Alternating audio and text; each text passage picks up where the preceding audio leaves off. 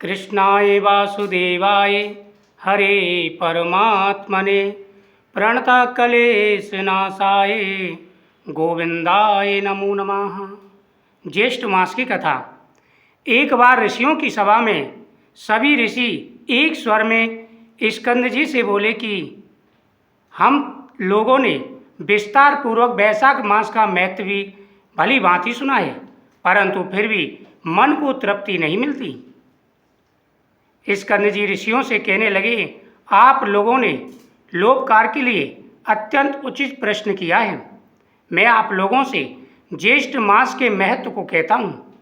आप सभी ने विस्तार पूर्वक वैशाख मास की कथा का श्रवण किया, अब ज्येष्ठ मास की कथा को सुने। जिस प्रकार सब देवताओं से श्री विष्णु भगवान बड़े हैं, प्रशंसा के लायक हैं और प्रजा के पालन करता हैं, उसी तरह यह ज्येष्ठ मास सब मासों में श्रेष्ठ है और पर्व के समान है।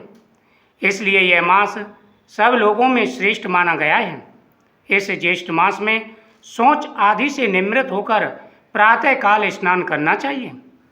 जिस प्रकार दशाश्वमेध तीर्थ में स्नान, गंगा स्नान लोगों को पवित्र करता है, समस्त पापों के नाश के लिए ज्येष्ठ मास में स्नान कर और दशाश्वमेधेश्वर का दर्शन करें तो स्नान करता फिर दूसरी बार जन्म नहीं लेता।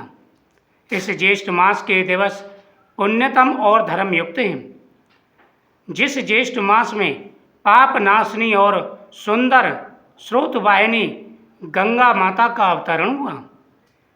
हे ऋषिवरों, ज्येष्ठ मास की सब तिथियों में अधिक पुण्य देने वाली दशमी तिथि 10 प्रकार के पापों का नाश करने वाली है।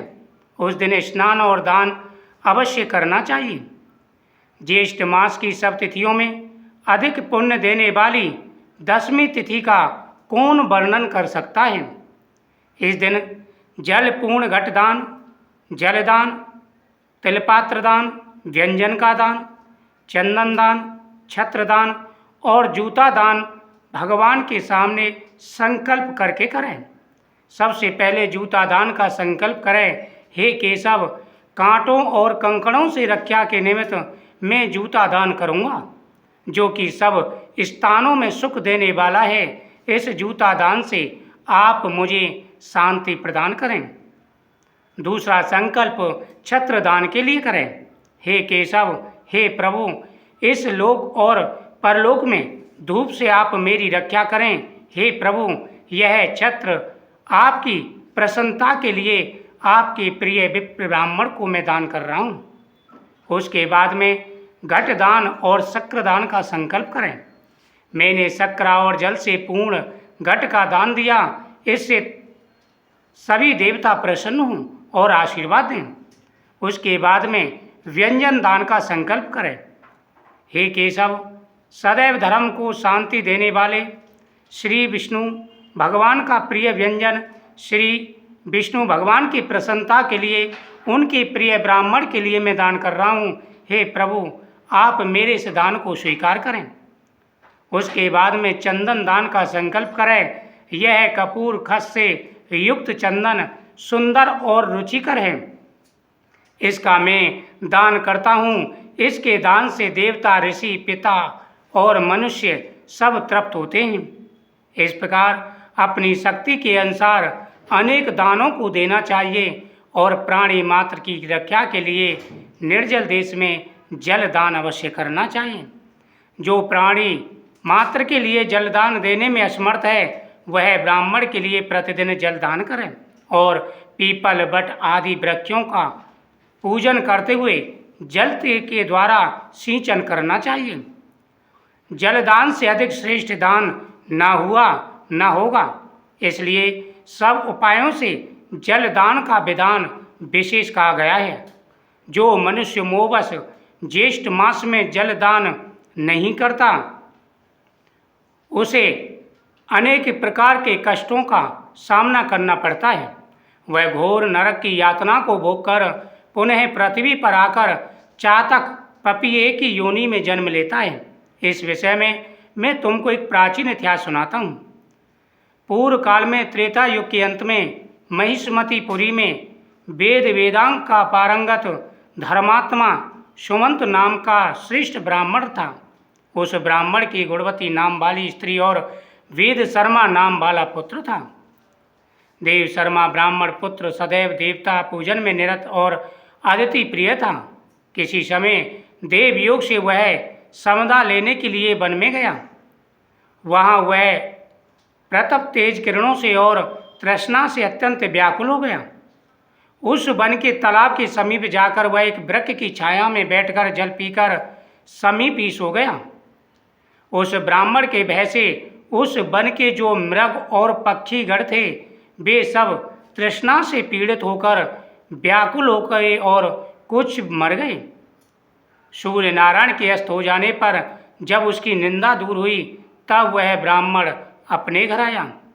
जब अज्ञात दोष से वह ब्राह्मण मर गया, उसकी पतिव्रता स्त्री अपने पुत्र तथा धन आदि का त्याग कर उसके साथ ही अग्नि में प्रवेश कर गई और उसी अज्ञात कर्म दोष के फल से अनेक नरकों की यातना भोगकर उन्हें अपनी स्त्री सहित चातक योनि में आकर अत्यंत दुख भोगने लगा।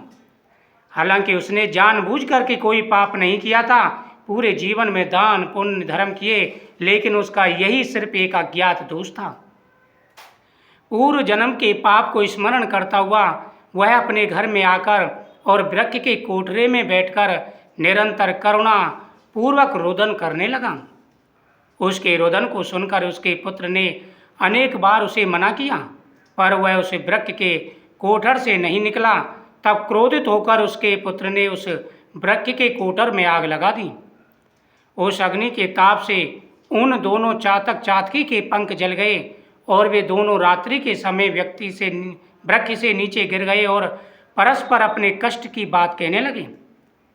वह एक दूसरे से अपने कष्ट के बारे में कह रहे थे। इनके परस्पर वार्तालाप को सुनकर उनका पुत्र जो है बड़ा विस्मित हुआ और वह वहाँ से सीधा श्रेष्ठ ब्राह्मणों के आश्रम में गया और अपने पिता का सब वृतांत उनसे कहा। उसने अपने पिता के उद्धार का साधन जान अपने घर आया। उस ब्राह्मण श्रेष्ठ ने उसी निर्जल वन में प्याऊ लगवा दी। उस प्याऊ के पुण्य प्रभाव से उसके माता पिता चातक योनि से छूटकर दिव्य रूप होकर सुंदर विमान में बैठकर विष्णु लोक को चले गए। हे ऋषिगणों, हे विप्रगणों, मैंने पूर्व का वृतांत आप लोगों से कहा, जिसमें जलमार्ग की अवरोध से जलदान की अद्भुत महिमा का वर्णन है। इति श्री ज्येष्ठ मास महत्वम जलदान महत्व प्रथम अध्याय संपूर्ण हुआ। ओम नमो भगवते वासुदेवाय नमः।